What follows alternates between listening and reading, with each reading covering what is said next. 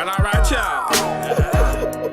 All across the USC, Compton, Watts, Bay to LA, Pomona, California, from valley to valley, we represent that killer Cali.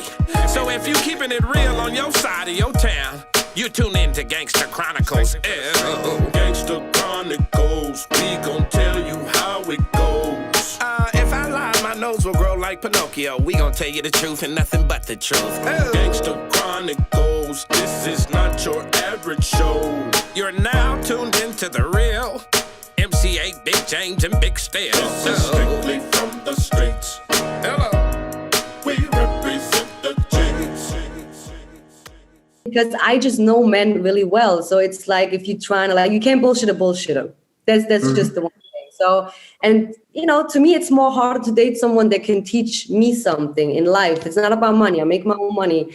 But can you teach me something, bring something to the table that I get further and I can further you? Because I always pull up people, which I love doing. I love helping.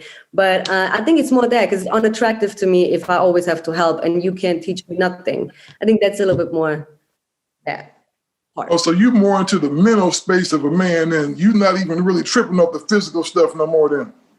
No. Physical has to be right. But I'm saying if you're dumb and you're lame, I'm not going to be attracted to you. Now, if you're intelligent and you have something going on, it's going to be more attractive anyway. But of course, physical has to be right. Yeah, so let me ask you this. Outside of the freaky stuff and everything else like this, I know you're not going to name names, but did you have a large celebrity clientele? Large, I wouldn't say large, definitely a few, but I would say more like politicians, Hollywood, Wall Street. So more like businessmen that are famous, but like celebrities, a few. And but nothing freaky with the celebrities. Just real vanilla, huh?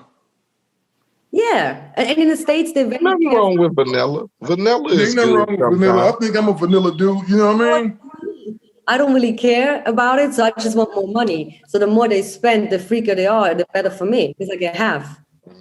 So that's why you kept on the cocaine and stuff. Right. If we came down there, how much money we got to bring?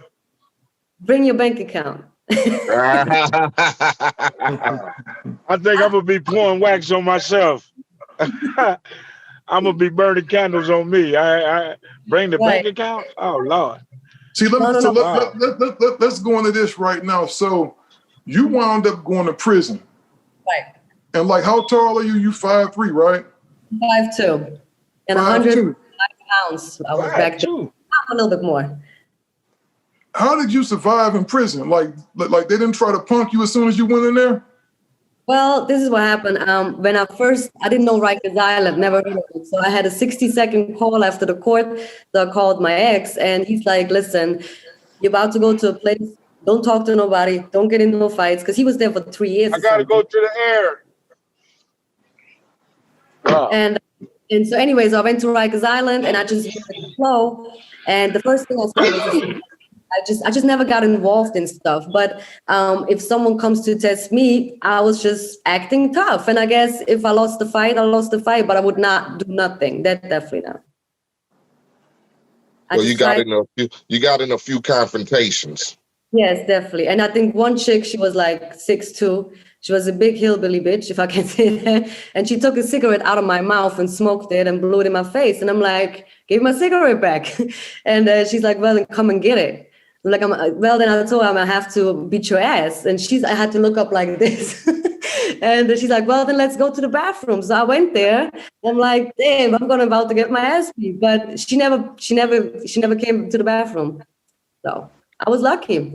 But you had to just stand your ground a few times. I mean, that's just life situations. Sometimes you got to stand up to a motherfucker to let them know you ain't scared. Then usually they'll back down from that stand up. So what I did is I friends, and I would just introduce her to the newbies that came in, and she would look out for me. So it was like a little deal, so certain people wouldn't mess with me, And I play basketball, and I'm pretty good at it. So then people get mad at me when I win. I had to, I needed some backup there. That's right. Yeah, wow.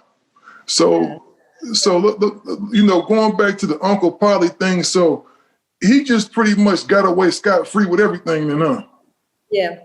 But it's just a lot of people know now, and I made a video on YouTube that kind of made its round, and a lot of people hit me up from Harlem, and asked me like, is that really true? And I said, yeah, I'm not here to lie about nobody, but I feel like people need to know the truth.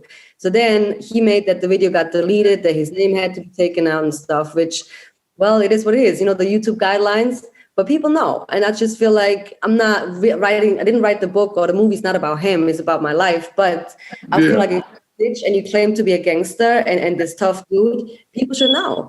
And I knew why he set me up. Now it makes all sense, but it wasn't fair because I didn't do deals with you. I didn't go and rob a bank with you, and now we both, I did you a favor, and you just set me up. He was faced with some shit, and he figured like, fuck it, let me just turn the feds on to you, so that will get me out of some trouble.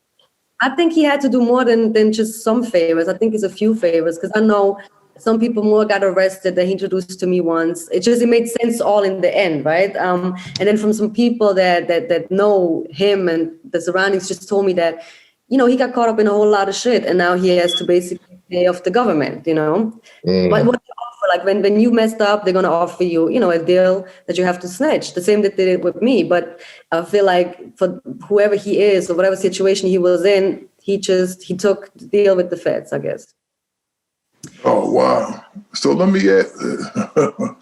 I just can't get over like this is crazy to me, man. You don't want the door. So. You didn't reveal none of your names, none of your people that you had, like none of your clients, right? Because they were asking, I'm pretty sure, right? Oh, yeah, they offered me a lot of money for that. But I feel like if someone pays for that, that's discretion, and I'm not putting out no names. Now, when the movie comes out, we're working right now on the development. I'm just going to write around the character, but that you're not going to find out who it is, but you could have an idea, Right.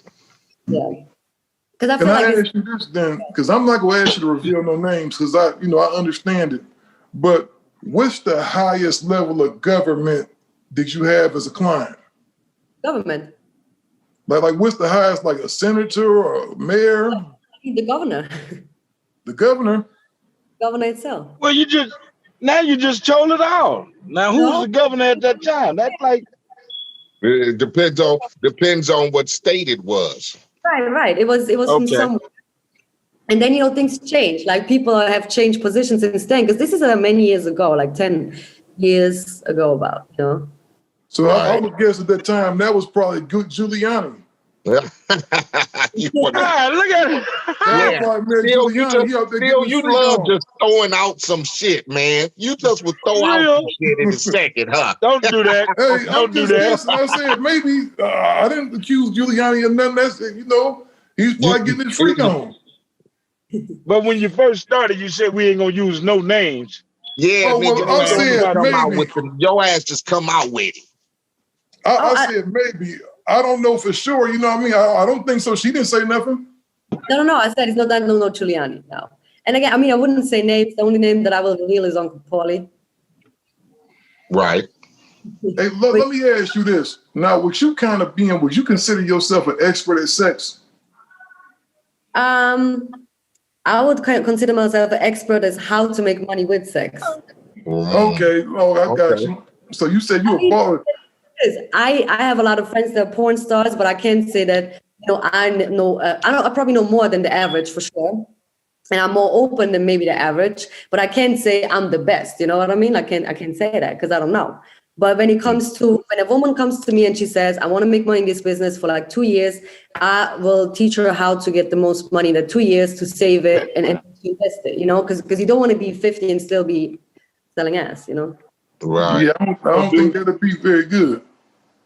Yeah, so any of the women that you have, do they ever get taken out of this place, get married, go off and have kids? Yeah, absolutely. My best girl, she paid off 2 houses. There's a lot of money in the bank, and she's getting married now.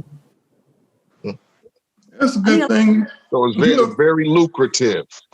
Right, but I'm saying like these women that I want to hire, I want them to have a plan. I don't want them to just hang around and do nothing. Have a plan with that money, because I can't use you for 3-4 years because everyone saw you at one point and it's not interesting anymore. I need more girls, new girls. You gotta And then again, I have to think like, if you're not smart enough to make enough money in that time, I don't want to have you under my girls, because I want girls that can have conversations with you, that you can take on a trip, on a dinner, spend time with them, basically fall in love. So do you basically, when you get ready to fuck with a girl, do you tell her that there's like a 3-year, 4-year plan, and I'm only going to deal with you for a certain amount of time? Yes, absolutely. And I tell them as well, and what's the best for them to do it, because if I can help out, I help out, but I feel like I know it's best for women not to do this for a long, long time.